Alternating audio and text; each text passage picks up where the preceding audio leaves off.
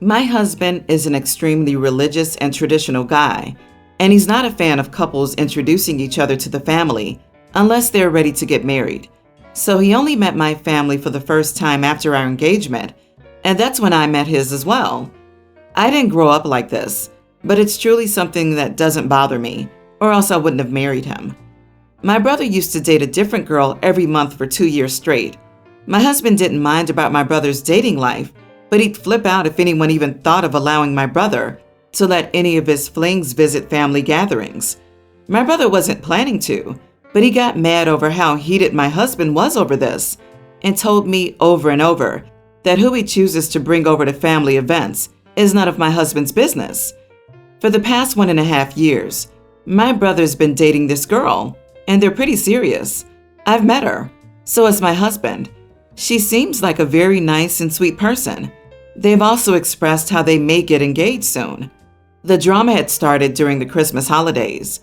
My husband and I told my parents that if they host Christmas in their house, they better notify my brother that his girlfriend is not invited.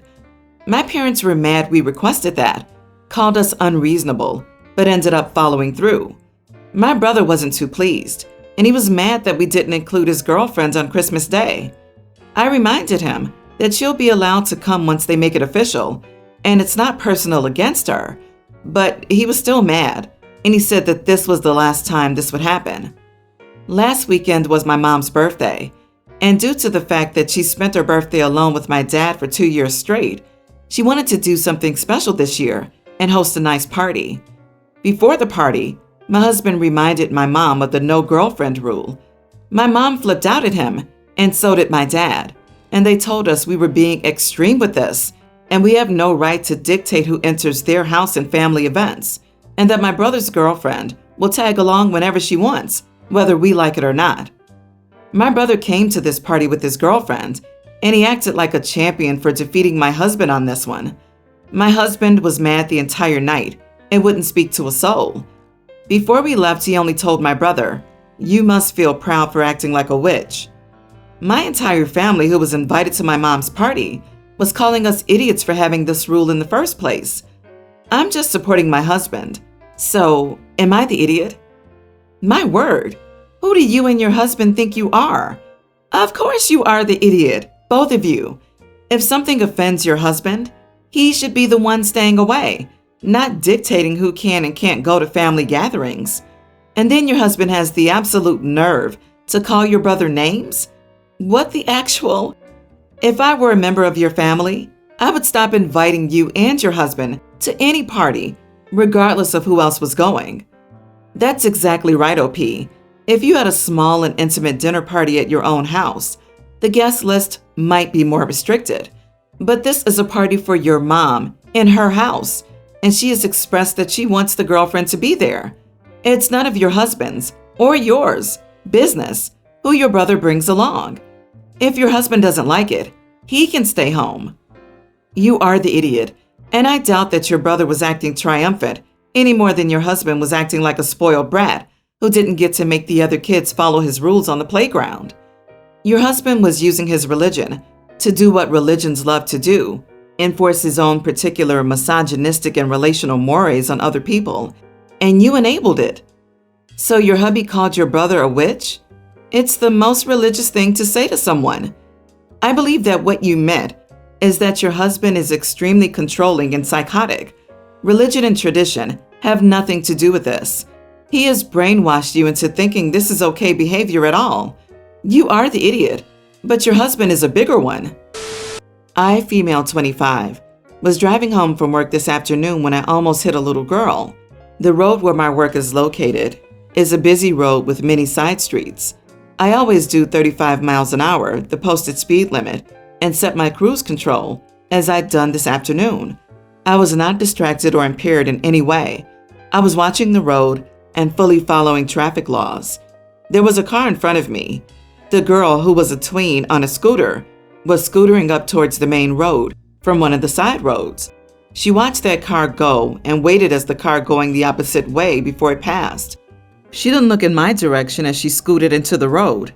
Though I saw her, I didn't expect her to scooter in front of me, So I slammed on the brakes, though I stopped about a car and a half's length away from her.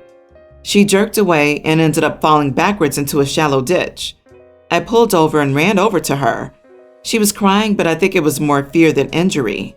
I made sure she was okay physically. She said she was. I then said into her how dangerous her actions were. What was she thinking? Why she didn't look both ways. If she didn't understand traffic safety, then she shouldn't be on a scooter on a busy street. She cried. I told her that I wanted to speak to her parents because honestly, she should have known better. And if she didn't know better, then they aren't parenting properly. She wasn't wearing a helmet or pads, and she had ear pods in, so I assumed she was listening to music. But if she was, she wasn't by the time I got to her. She took me to her home where I spoke to her parents, and I told them what had happened and asked why they were letting an obviously ill-prepared child ride anything without teaching her safety. The girl told her parents that she had just made a mistake, but that I was being really mean. I told her that she should be grateful that it's me being really mean to her and not a doctor telling her parents that their child was hurt. The dad told me I was an idiot and shouldn't be telling people how to raise their kids.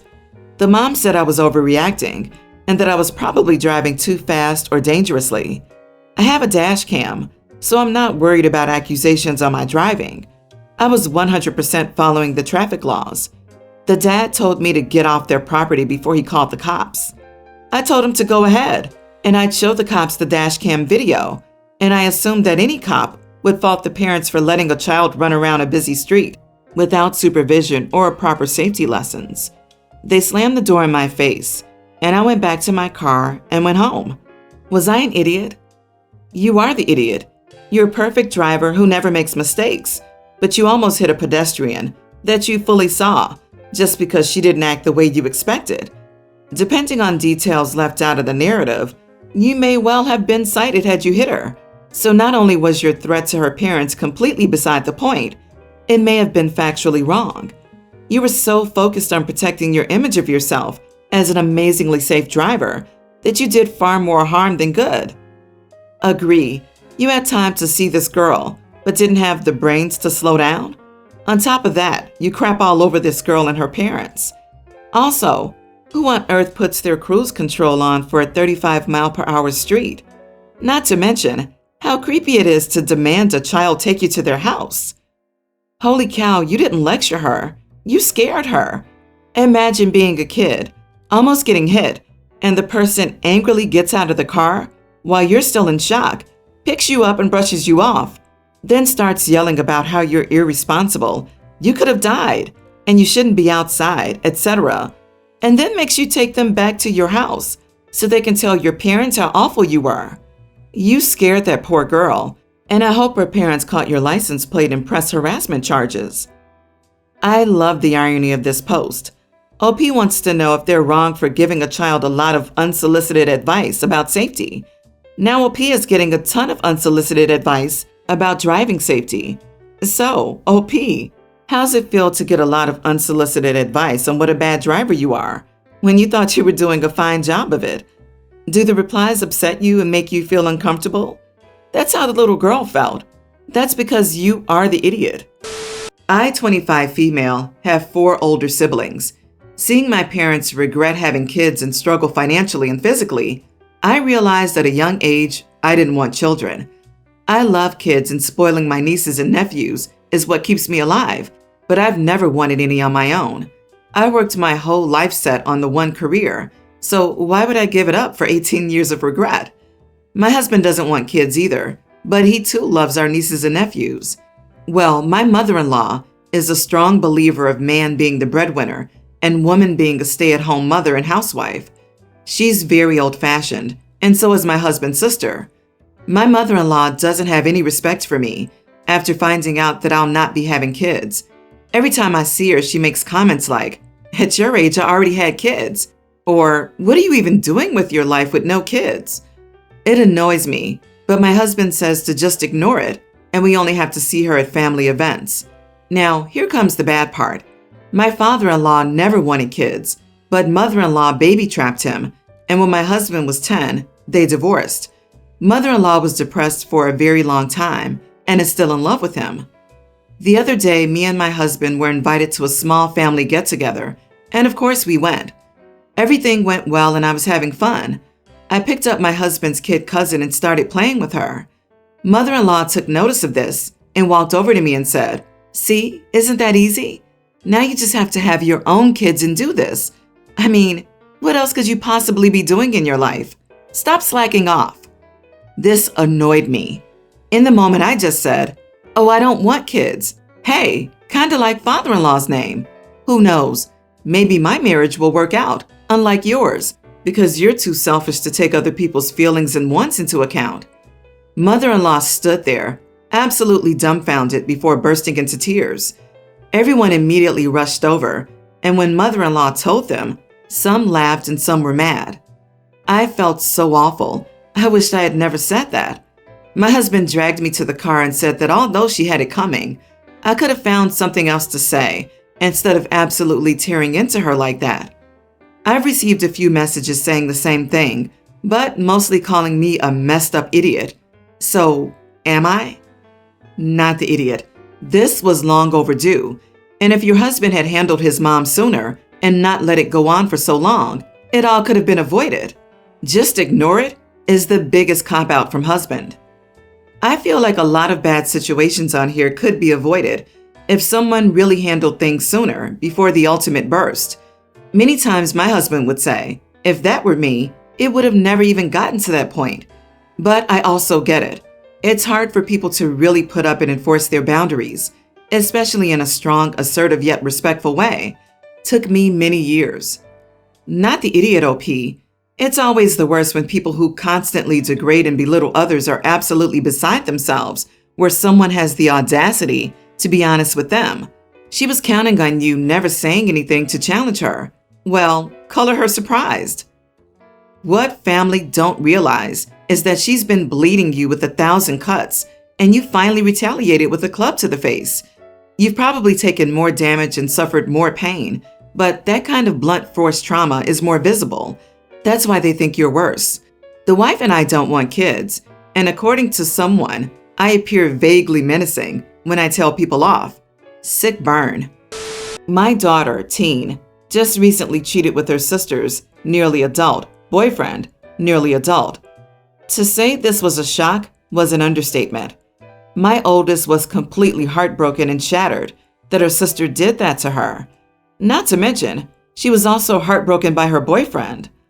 On the other hand, my youngest is now saying that they're dating and that it couldn't be helped. They fell for each other, and her sister should try to be understanding.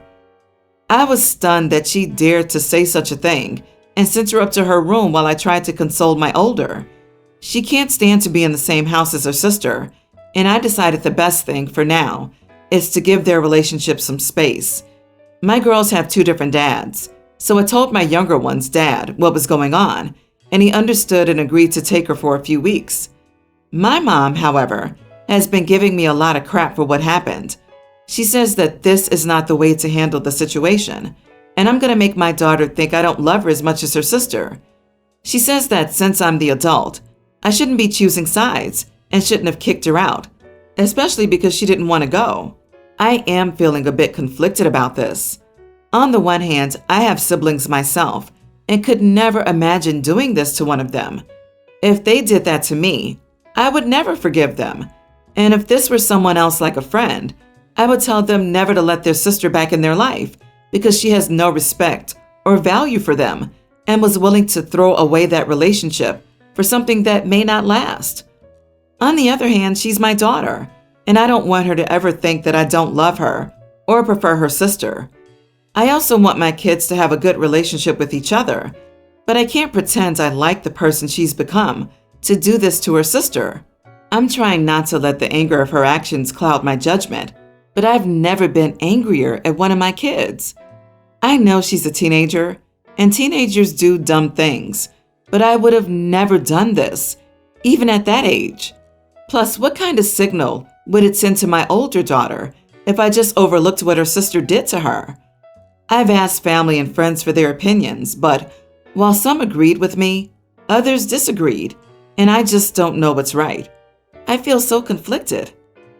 Sending her to her dad's while you console your other daughter is a sensible thing to do.